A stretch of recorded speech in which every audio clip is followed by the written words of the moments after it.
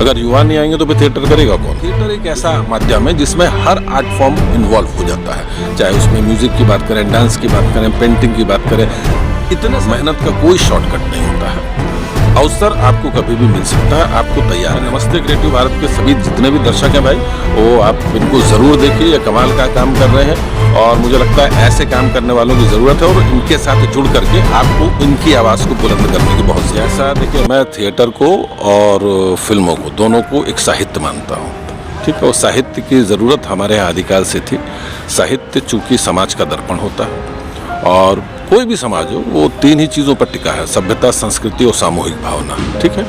और चाहे आप लेखन के तौर पर साहित्य की बात करें या किसी विजुअल आर्ट के तौर पर साहित्य की बात करें, थिएटर चाहे किसी भी फॉर्म में हो, चाहे वो फोक फॉर्म में हो, चाहे मॉडर्न थिएटर हो और या बहुत कंटेम्प्रेरी थिएटर हो या फिल्में हो, ये सारे के सारे एक साहित्य हैं, ये एक सृजन है और ये सब इनमें ये सारी चीज़ें हैं, संस्कृति, सामूहिक भावना, सद्भावना, ये सारी की सारी चीज़ें इन तीनों चीज़ों में जो समाज में जो भी घटित हो रहा है वो एक प्रकार से समाज का दर्पण है। तो मुझे लगता है कि इन चीज़ों की आवश्यकता है, बहुत अब और भी ज़्यादा आवश्यकता है।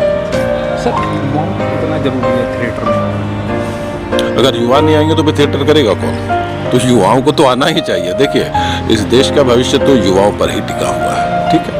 तो युवाओं का आना बहुत ज़रूरी है इस थिएटर में, क्योंकि थिएटर मैं ये मानता हूँ एक ऐसी विधा है, हमारे यहाँ तो पंचम वेद कहा गया है, नाट्यशास्त्र को पंचम वेद कहा गया है। 4 वेद जो है उसके अलावा पंचम वेद नाट्यशास्त्र है। तो जिसे वेद की संज्ञा दी गई हो, अगर उसका अध्ययन कोई व्यक्ति करता है तो मुझे लगता है कि बाकी 4 वेदों का समावेश उसमें ऑलरेडी हो जाता है। तो इसलिए मुझे लगता है कि सर्वांगीण विकास के लिए भी अगर आप थिएटर को, रंगमंच को, रंगकर्म को अगर आप आजीविका के तौर पर नहीं चुनते हैं तो भी रंगकर्म में अगर आप संलग्न हैं तो मैं ये मानता हूँ कि एक व्यक्ति के तौर पर आपका विकास बहुत अच्छा होता है। और जब आप एक व्यक्ति के तौर पर विकसित होते हैं, आपकी मानसिकता, आपकी सोच उस ढंग से विकसित होती है तो आप एक बेहतर राष्ट्र का निर्माण कर सकते हैं। सर, अंतर्राष्ट्रीय स्तर पर भारंगम जैसे जो मंच है, कितनी आवश्यकता देखते हैं सर? कितने भारंगम जो ये मंच बना है, अंतर्राष्ट्रीय स्तर पर कितनी आवश्यकता देखते हैं?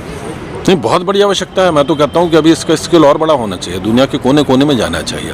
और भारतीय संस्कृति की जड़ें इतनी गहरी हैं, हमारी परंपरा जो है, सनातनी परंपरा हो, जो भी परंपरा हमारी है वो इतनी गहरी है और इतनी कमाल की है कि उसका प्रचार प्रसार करने के तरीके यही हैं। आप हर बार सिर्फ भाषण दे करके नहीं बता सकते हैं कुछ चीज़ें, आप आंकड़ों में नहीं बता सकते हैं कुछ चीज़ें, ठीक है ना। आप सिर्फ एक फिल्म से वो चीज़ नहीं बता पाएंगे या किसी एक आर्ट फॉर्म से वो चीज़ नहीं बता पाएंगे। लेकिन थिएटर एक ऐसा माध्यम है जिसमें हर आर्ट फॉर्म इन्वॉल्व हो जाता है, चाहे उसमें म्यूज़िक की बात करें, डांस की बात करें, पेंटिंग की बात करें। इतने सारे तरीके हैं थिएटर के माध्यम से कि आप अपनी बात को बहुत अच्छा हो। फिर इसमें एक चीज़ और भी है कि आप सहज रूप से भी 4 लोग खड़े होकर भी थिएटर कर सकता है, एक व्यक्ति खड़े होकर भी थिएटर कर सकता है, 1 to 1 जा करके भी आप नुक्कड़ नाटक, इसी का नतीजा है ना कि आप सीधे बिना कोई कॉस्ट्यूम नहीं है, कुछ नहीं है, कोई तामा जामा नहीं, लेकिन फिर भी आप अपनी बात कह पा रहे हैं।